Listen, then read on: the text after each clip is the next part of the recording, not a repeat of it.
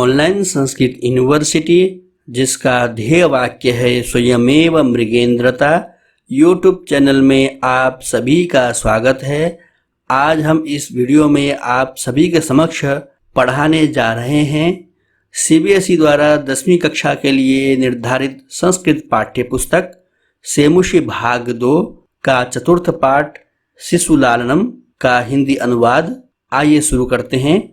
सिंहासनस्थः रामः ततः प्रविशतः विदूषकेनोपदिश्यमानमार्गौ तापसौ कुशलवौ। राम सिंहासन पर विराजमान हैं। इसके बाद विदूषक के द्वारा बताए जाते हुए दो तपस्वी कुश और लव प्रवेश करते हैं।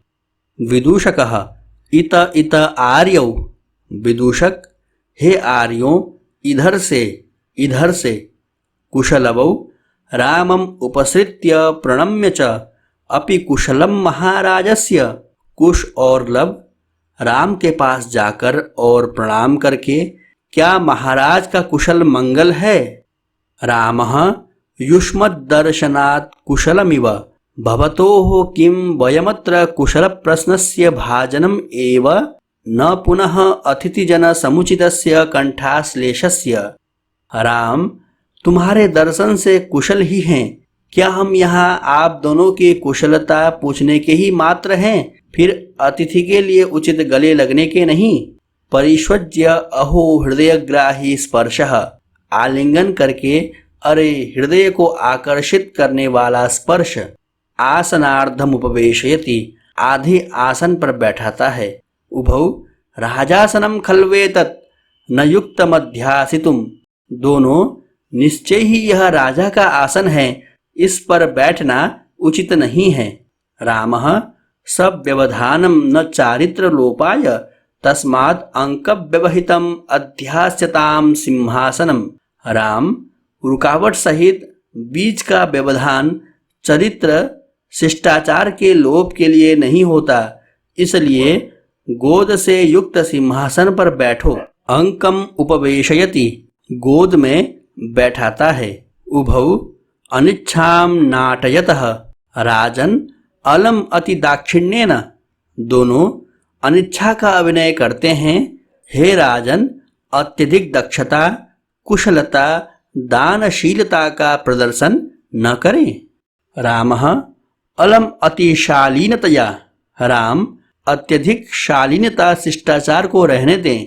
भवति शिशुजनो वयोनुरोधात् गुणमहतामपि लालनीय एव व्रजति हिमकरोऽपि बालभावात् पशुपति मस्तक केतकच्छदत्वम्। अत्यधिक गुणी लोगों के लिए भी छोटी उम्र के कारण बालक लालनीय ही होता है। चंद्रमा बाल भाव के कारण ही शंकर के मस्तक का आभूषण बनकर केतकी पुष्पों से निर्मित चूड़ा की भांति शोभित होता है। रामः एष भवतोः सौन्दर्यावलोकजनितेन कौतूहलेन पृच्छामि क्षत्रियकुलपितामहयोः सूर्यचंद्रयोः को वा भवतोर्वंशस्य कर्ता। राम, यह मैं आप दोनों की सुंदरता को देखने से उत्पन्न उत्सुकता के कारण पूछता हूँ। क्षत्रिय कुल के पिता के भी पिता सूर्य और चंद्रमा में से कौन आप दोनों के वंश का करता है? लवः भगवन् सहस्रदीधितिः। लव भगवान सूर्य। रामः कथम अस्मत् समानाभिजनौ संवृत्तौ। राम, कैसे हमारे समान कुल में उत्पन्न हुए हो गए हो, अर्थात हम एक ही कुल में पैदा हुए हैं। विदूषकः किम द्वयोरप्येकमेव प्रतिवचनम्। विदूषक, क्या दोनों का भी एक ही उत्तर है? लवः भ्रातरा वावाम सोदर्यौ। लब, हम दोनों सगे भाई हैं। रामः समरूपः शरीर सन्निवेशः वयसस्तु न किंचिदंतरम। राम, शरीर की बनावट समान है, उम्र का भी कुछ अंतर नहीं है। लवः आवाम यमलौ। लब, हम दोनों जुड़वा हैं। रामः संप्रति युज्यते किम नाम ध्येयम्। राम, अब ठीक है, क्या नाम है? लवः आर्यस्य वंदनायां लव इत्यात्मानं श्रावयामि। लव, आर्य की वंदना में लव यह अपने आप को सुनाता हूँ। कुशम निर्दिश्य आर्योपि गुरुचरण वंदनायां, कुश की ओर निर्देश करके आर्य भी गुरुचरणों की वंदना में कुशः अहमपि कुश इत्यात्मानं श्रावयामि, कुश, मैं भी कुश यह अपने आप को सुनाता हूँ, अर्थात कुश नाम से अपना परिचय देता हूँ।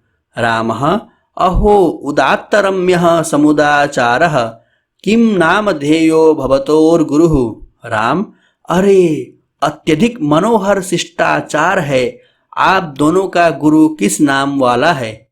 लवः ननु भगवान वाल्मीकि, लव, निश्चय ही भगवान वाल्मीकि। रामः केन संबंधेन, राम, किस संबंध से। लवः उपनयनोपदेशेन, लव, उपनयन संस्कार की दीक्षा के कारण।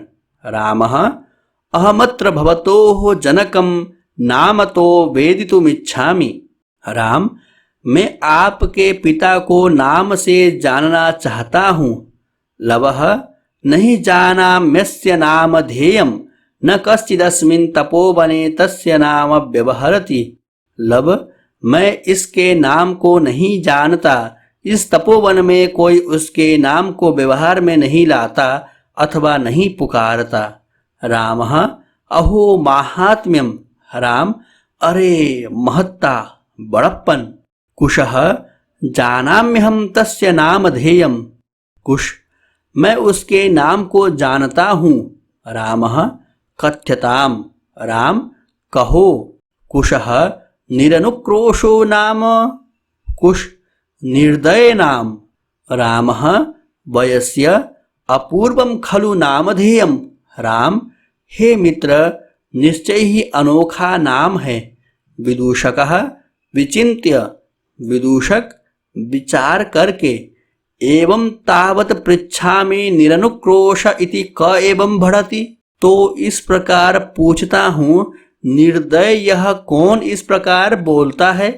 कुशः अम्बा, कुश, माता। विदूषकः किं कुपिता एवं भणति उत प्रकृतिस्था, विदूषक, क्या क्रोध में होने पर ऐसा कहती है अथवा स्वाभाविक रूप से। कुशः यदि आवयोर बाल भाव जनितं किंचित अभिनयं पश्यति तदा एवं अधिक्षिपति निरनुक्रोशस्य पुत्रौ मां चापलम इति। कुश, यदि हम दोनों की बाल भाव बचपने से उत्पन्न कुछ उद्दंडता देखती है तब इस प्रकार फटकारती है, निर्दय के पुत्रों चंचलता मत करो। विदूषकः एतयोर यदि पितुर्निरनुक्रोश इति नामधेयम् एतयोर जननी तेनावमानिता निर्वासिता एतेन वचनेन दारकौ निर्भर्सयति। विदूषक, यदि इन दोनों के पिता का निर्दय यह नाम है तो इन दोनों की माँ उसके द्वारा तिरस्कृत तथा निष्कासित होने के कारण इस वचन से अर्थात ऐसा कहकर इन दोनों बालकों को धमकाती है। रामः स्वगतम धिंग मामेवं भूतम सा तपस्विनी मत्कृते नापराधेन स्वापत्यमेवं मन्युगर्भैरक्षरैर्निर्भर्सयति। राम, इस प्रकार के मुझे धिक्कार है, वह तपस्विनी बेचारी मेरे द्वारा किए गए अपराध के कारण अपनी संतान को इस प्रकार क्रोध भरे वचनों से धमकाती है। सवाष्पम अवलोकयति, आंसुओं के साथ देखता है। रामः अतिदीर्घः प्रवासोऽयं दारुणश्च। राम, यह प्रवास निर्वास बहुत लंबा और भयंकर है। विदूषकम अवलोक्य जनान्तिकम कुतूहलेनाविष्टो मातरम अनयोर्नामतो वेदितुम इच्छामि न युक्तं च स्त्रीगतम अनुयोक्तुम विशेषतस्तपोवने ततकोत्राभ्युपायः। विदूषक को देखकर ओट करके उत्सुकता से भरा हुआ मैं इन दोनों की माता को नाम से जानना चाहता हूँ। स्त्री के विषय में पूछताछ उचित नहीं, विशेष रूप से तपोवन में तो यहाँ क्या उपाय है? विदूषकः जनान्तिकम् अहं पुनः पृच्छामि प्रकाशम किम नामधेया युवयोर्जननी। विदूषक ओट करके मैं पूछता हूँ प्रकट रूप से तुम दोनों की माता का क्या नाम है? लवः तस्याः द्वे नामनि। लव उसके दो नाम हैं। विदूषकः कथमिव। विदूषक कैसे? लवः तपोवनवासिनो देवीति नाम्नाह्वयन्ति भगवान वाल्मीकि बधूः इति। लव तपोवन में रहने वाले देवी इस नाम से पुकारते हैं, भगवान वाल्मीकि बधू इस नाम से। रामः अपि च इतस्तावद् वयस्य मुहूर्तमात्रम्। राम हे मित्र, क्षण भर के लिए इधर भी तो आओ। विदूषकः उपसृत्य आज्ञापयतु भवान। विदूषक पास जाकर आप आज्ञा दीजिए। रामः अपि कुमारयोरनयोरस्माकं च सर्वथा समरूपः कुटुम्बवृत्तान्तः। राम क्या इन दोनों कुमारों और हमारे वंश परिवार का वृत्तांत पूर्णतया समान है? नेपथ्ये इयति वेला संजाता रामायणगानस्य नियोगः किमर्थं न विधीयते। नेपथ्य में पर्दे के पीछे इतना समय हो गया है, रामायण गान का कार्य किस लिए नहीं किया जा रहा है? उभौ राजन उपाध्याय दूतोस्मान् त्वरयति। हे राजन, उपाध्याय का दूत हमें शीघ्रता करने के लिए कह रहा है। रामः मयापि सम्माननीय एव मुनि नियोगः। तथा ही मेरे द्वारा भी मुनि नियोग सम्माननीय ही है, क्योंकि भवन्तौ गायन्तौ कविरपि पुराणो व्रतनिधिर्गिरां सन्दर्भोऽयं प्रथममवतीर्णो वसुमतीं कथा चेयं श्लाघ्या सरसिरुहनाभस्य नियतं पुनाति श्रोतारं रमयति च सोऽयं परिकरः। आप दोनों कुश और लव इस कथा का गान करते हैं। तपोनिधि पुराण मुनि वाल्मीकि इस रचना के कवि हैं। धरती पर प्रथम बार अवतरित होने वाला स्फुट वाणी का यह काव्य है और इसकी कथा कमलनाभि विष्णु से संबद्ध है। इस प्रकार निश्चय ही यह संयोग श्रोताओं को पवित्र और आनंदित करने वाला है। वयस्य अपूर्वोऽयं मानवानां सरस्वत्यवतारः तदहं सुहृज्जन साधारणं श्रोतुमिच्छामि सन्निधीयन्तां सभासदः प्रेष्यन्ताम् अस्मदन्तिकं सौमित्रिः अहम अपि एतयोश्चिरासन परिखेदं विहरणं कृत्वा अपनयामि। मित्र, सरस्वती का यह अवतार मनुष्यों के लिए अनुपम है, इसलिए मैं इस जनसाधारण के हृदय में स्थित भाव को सुनना चाहता हूँ। सभी सभासद राजसभा के सदस्य बैठ जाएं, लक्ष्मण को मेरे पास भेजा जाए। मैं भी इन दोनों के चिरकाल जनित आसन के कष्ट को भ्रमण करके दूर कर देता हूँ। इति निष्क्रांताः सर्वे। इस प्रकार सभी निकल जाते हैं। तो यह था आप सभी के समक्ष सेमुषि भाग 2 चतुर्थ पाठ शिशुलालनम के मूल संस्कृत के शब्दों का हिंदी अनुवाद करके जो भी नाटक का रूप था, नाटक का स्वरूप था, उसको हमने हिंदी में भी अनुवाद करके समझा। आइए हम कुछ विशेष रूप से विवेचना करते हैं इस पाठ के बारे में। तो आप देखेंगे सबसे पहले राम सिंहासन पर विराजमान हैं। इसके बाद विदूषक के द्वारा बताए जाते हुए दो तपस्वी कुश और लव प्रवेश करते हैं। विदूषक उनको कहता है कि इधर से आइए। कुश और लव राम के पास जाकर प्रणाम करते हैं और कहते हैं, महाराज क्या आप कुशल मंगल हैं? राम कहते हैं, तुम्हारे दर्शन से कुशल ही हैं। क्या हम यहाँ आप दोनों की कुशलता पूछने के ही पात्र हैं, फिर अतिथि के लिए उचित गले लगने के नहीं? इस प्रकार राम के द्वारा कहते हुए राम जो है आलिंगन करते हैं और कहते हैं, अहो हृदयग्राही स्पर्शः, अर्थात हृदय को आकर्षित करने वाला स्पर्श है। और राम दोनों को आधे आसन पर बैठाते हैं, लेकिन दोनों मना करते हैं और कहते हैं निश्चय ही यह राजा का आसन है, इस पर बैठना उचित नहीं। इस पर राम कहते हैं रुकावट सहित बीच का व्यवधान चरित्र अर्थात शिष्टाचार के लोप के लिए नहीं होता, इसलिए गोद से युक्त सिंहासन पर बैठो, यहाँ पर राम कहते हैं। और राम जो है दोनों को गोद में बैठाते हैं। दोनों अनिच्छा का अभिनय करते हैं, अर्थात दोनों राज सिंहासन पर बैठना नहीं चाहते हैं और कहते हैं हे राजन, अत्यधिक दक्षता अर्थात कुशलता दानशीलता का प्रदर्शन न करें। इसके उत्तर में राम कहते हैं अत्यधिक शालीनता अर्थात शिष्टाचार को रहने दें। और राम यहाँ एक श्लोक का पाठ करते हैं भवति शिशुजनो वयोनुरोधात् गुण महतमपि लालनीय एव ब्रजति हिम करोपि बाल भावात् पशुपति मस्तक केतक छदत्वम। अर्थात चाहे संसार में जितने भी बड़े आदमी हों, अत्यधिक गुणी लोगों के लिए भी छोटी उम्र के कारण बालक लालनीय ही होता है। चंद्रमा बाल भाव के कारण ही शंकर के मस्तक का आभूषण बनकर केतकी पुष्पों से निर्मित चूड़ा की भांति शोभित होता है। इस प्रकार राम इस श्लोक के माध्यम से उन दोनों को समझाते हैं और कहते हैं कि मैं आप दोनों की सुंदरता को देखने से उत्पन्न उत्सुकता के कारण पूछता हूँ, क्षत्रिय कुल के पिता के भी पिता सूर्य और चंद्रमा में से कौन आप दोनों के वंश के कर्ता हैं? राम के प्रश्न को उत्तर देते हैं लव कि कहते हैं कि भगवान सूर्य ही हमारे वंश के कर्ता हैं। राम कहते हैं कैसे?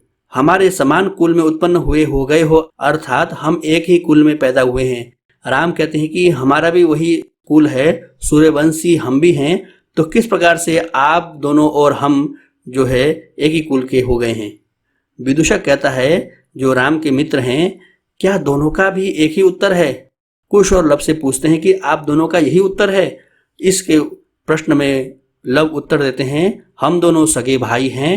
राम कहते हैं शरीर की बनावट तो तुम दोनों की समान है, उम्र का भी कुछ अंतर नहीं है। इसके स्पष्टता के लिए लव कहते हैं कि हम दोनों जुड़वा हैं। राम कहते हैं अब ठीक है, क्या नाम है? राम उन दोनों का नाम पूछ रहे हैं। लव कहते हैं आर्य की वंदना में लव यह अपने आप को सुनाता हूँ कि मैं लव हूँ। कुश की ओर निर्देश करते हैं लव, और आर्य भी गुरुचरणों की वंदना में इस प्रकार कहते हुए कुश कहते हैं मैं भी कुश यह अपने आप को सुनाता हूँ, अर्थात कुश नाम से अपना परिचय देता हूँ। राम कहते हैं अरे अत्यधिक मनोहर शिष्टाचार है, आप दोनों का गुरु किस नाम वाला है? लव कहते हैं कि हमारे गुरु निश्चय ही भगवान वाल्मीकि हैं। राम कहते हैं किस संबंध से वे गुरु हैं, अर्थात किस प्रकार के गुरु हैं? लव कहते हैं उपनयन संस्कार की दीक्षा के कारण वे हमारे गुरु हैं। राम कहते हैं मैं आपके पिता को नाम से जानना चाहता हूँ। लव कहते हैं मैं इसके नाम को नहीं जानता, अर्थात मैं अपने पिता के नाम को नहीं जानता। इस तपोवन में कोई उसके नाम को व्यवहार में नहीं लाता अथवा नहीं पुकारता। लव के द्वारा अपने पिता को नाम से न जानने का तथा उस तपोवन में भी किसी के द्वारा नाम उनका व्यवहार में न लाने के कारण राम कहते हैं अरे महत्ता क्या बड़पन है। कुश कहते हैं मैं उसके नाम को जानता हूँ। राम कहते हैं तो कहते क्यों नहीं? कुश कहते हैं उनका नाम है निर्दय। राम कहते हैं अरे मित्र निश्चय ही अनोखा नाम है, ये निर्दय नाम कैसा है? तो विदूषक अर्थात राम के मित्र विचार करके कहते हैं तो इस प्रकार पूछता हूँ निर्दय यह कौन इस प्रकार बोलता है? कुश कहते हैं मेरी माता बोलती हैं। विदूषक फिर पूछते हैं क्या क्रोध में होने पर ऐसा कहती हैं अथवा स्वाभाविक रूप से कहती हैं? कुश कहते हैं जब हम दोनों बाल भाव बचपने से उत्पन्न कुछ उद्दंडता देखती हैं तब इस प्रकार फटकारती हैं, निर्दय के पुत्रों चंचलता मत करो। विदूषक कहते हैं यदि इन दोनों के पिता का निर्दय यह नाम है तो इन दोनों की माँ उसके द्वारा तिरस्कृत तथा निष्कासित होने के कारण इस वचन से अर्थात ऐसा कहकर इन दोनों बालकों को धमकाती हैं। विदूषक की बात को सुनकर के राम अपने मन ही मन कहते हैं इस प्रकार के मुझे धिक्कार है, वह तपस्विनी बेचारी मेरे द्वारा किए गए अपराध के कारण अपनी संतान को इस प्रकार क्रोध भरे वचनों से धमकाती है। आंसुओं के साथ देखते हैं राम। राम कहते हैं यह प्रवास निर्वास बहुत लंबा और भयंकर है। विदूषक को देखकर ओट करते हुए कहते हैं राम उत्सुकता से भरा हुआ मैं इन दोनों की माता को नाम से जानना चाहता हूँ। स्त्री के विषय में पूछताछ उचित नहीं, विशेष रूप से तपोवन में, तो यहाँ क्या उपाय है? विदूषक ओट करके पूछते हैं, तुम दोनों की माता का क्या नाम है? लव कहते हैं, उनके 2 नाम हैं। विदूषक कहते हैं, कैसे, कौन कौन से नाम हैं? लव कहते हैं, इस तपोवन में रहने वाले सभी लोग देवी इस नाम से कहते हैं और भगवान वाल्मीकि मेरी माता को बधू नाम से पुकारते हैं। राम कहते हैं, हे मित्र, क्षण भर के लिए इधर भी तो आओ। विदूषक को अपने पास बुलाते हैं। विदूषक पास जाकर के कहते हैं, बताइए महाराज।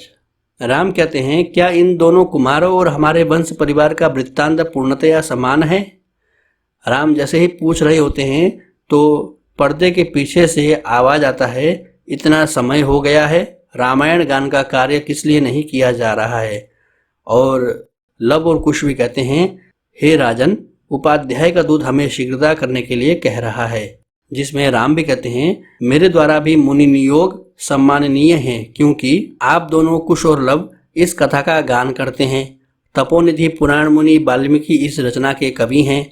धरती पर प्रथम बार अवतरित होने वाला स्फुट वाणी का यह काव्य है और इसकी कथा कमलनाभि विष्णु से संबद्ध है। इस प्रकार निश्चय ही यह संयोग श्रोताओं को पवित्र और आनंदित करने वाला है। विदूषक से राम कहते हैं, हे मित्र, सरस्वती का यह अवतार मनुष्यों के लिए अनुपम है, इसलिए मैं इस जनसाधारण के हृदय में स्थित भाव को सुनना चाहता हूँ। सभी सभासद राज्यसभा के सदस्य बैठ जाएं, लक्ष्मण को मेरे पास भेजा जाए, मैं भी इन दोनों के चिरकाल जनित आसन के कष्ट को भ्रमण करके दूर कर देता हूँ। इस प्रकार राम कहते हैं और इति निष्क्रांतः सर्वे, और इस प्रकार सभी पात्र मंच से निकल जाते हैं। तो ये था पाठ के सार। हमने यहाँ पर संस्कृत वाचन के साथ साथ हिंदी में अनुवाद किया, फिर उसके बाद हिंदी का और अच्छे से हिंदी भावार्थों को समझा, पाठ के भावार्थों को समझा। अब हम यहाँ आप सभी के समक्ष पाठ में आए हुए संस्कृत श्लोकों की विस्तृत व्याख्या करने जा रहे हैं। तो सबसे पहला श्लोक है, भवति शिशुजनो वयोनुरोधात् गुणमहतामपि लालनीय एव व्रजति हिमकरोऽपि बालभावात् पशुपति मस्तक केतकच्छदत्वम्। इसका पदच्छेद है, भवति शिशुजनः वयोनुरोधात् गुणमहताम् अपि लालनीय एव व्रजति हिमकरः अपि बालभावात् पशुपति मस्तक केतकच्छदत्वम्। जिसका अन्वय है, गुणमहताम् अपि वयोनुरोधात् शिशुजनः लालनीयः एव भवति, यथा बालभावात् ही हिमकरः अपि पशुपति मस्तक केतकच्छदत्वम् व्रजति। संस्कृत में इसका भावार्थ समझते हैं, वयसः अनुरोधात् बालः ज्येष्ठानां गुणैः महताम् अपि लालनीयः एव भवति, यथा बालः चंद्रः अपि शिवस्य मस्तके केतकपत्रेण इव शोभते। अर्थात शिवः बाल्यात् चंद्रम शिरसि स्थापयति। हिंदी में भाव समझते हैं, अत्यधिक गुणी लोगों के लिए भी छोटी उम्र के कारण बालक लालनीय ही होता है। चंद्रमा बाल भाव के कारण ही शंकर के मस्तक का आभूषण बनकर केतकी पुष्पों से निर्मित चूड़ा की भांति शोभित होता है। भाव यह है कि जब कुश और लव सिंहासन पर राम की गोद में बैठने से मना करते हैं, तब राम उनके प्रति अपने स्नेह भाव को प्रकट करते हुए कहते हैं कि अत्यधिक गुणवान व्यक्ति भी शिशुओं के प्रति लाड़ प्यार रखते हैं, जैसे कि भगवान शिव बालचंद्र को लाड़ प्यार के कारण ही अपने सिर पर धारण करते हैं। दूसरा श्लोक है, भवन्तौ गायन्तौ कविरपि पुराणो व्रतनिधिर् गिरां सन्दर्भोऽयं प्रथममवतीर्णो वसुमतीं कथा चेयं श्लाघ्या सरसिरुहनाभस्य नियतं पुनाति श्रोतारं रमयति च सोऽयं परिकरः। श्लोकों का पदच्छेद करते हैं। भवन्तौ गायन्तौ कविः अपि पुराणः व्रतनिधिः गिरां सन्दर्भः अयं प्रथमम् अवतीर्णः वसुमतीं कथा च इयं श्लाघ्या सरसिरुहनाभस्य नियतं पुनाति श्रोतारं रमयति च सः अयं परिकरः। अन्वय देखते हैं। भवन्तौ गायन्तौ स्तः कविः अपि पुराणः व्रतनिधिः च अस्ति। अयं गिरां सन्दर्भः प्रथमं वसुमतीम् अवतीर्णः। इयं च सरसिरुहनाभस्य कथा श्लाघ्या। सः च अयं परिकरः नियतं श्रोतारं पुनाति रमयति च। संस्कृत में भावार्थ समझते हैं। रामः वदति यत् रामायणस्य कथायाः गायकौ कुशलवपुस्तः। अस्याः कथायाः कविः महर्षि वाल्मीकिः पुरातनः तपस्वी च अस्ति। भगवतः विष्णोः इयं कथा धरायां प्रथमवारम् आगता अस्ति। यः कोऽपि अस्याः कथायाः श्रवणं करोति सः पवित्रः भवति, आनंदम अनुभवति च। हिंदी में इसका अर्थ समझते हैं। भगवान वाल्मीकि द्वारा निबद्ध पुराण पुरुष की कथा कुश लब द्वारा श्री राम को सुनाई जानी थी। उसी की सूचना देते हुए नेपथ्य से कुश और लब को बिना समय नष्ट किए अपने कर्तव्य का पालन करने का निर्देश दिया जाता है। दोनों राम से आज्ञा लेकर जाना चाहते हैं। तब श्री राम उपर्युक्त श्लोक के माध्यम से उस रचना का सम्मान करते हैं। आप दोनों कुश और लब इस कथा का गान करने वाले हैं। तपोनिधि पुराण मुनि वाल्मीकि इस रचना के कवि हैं।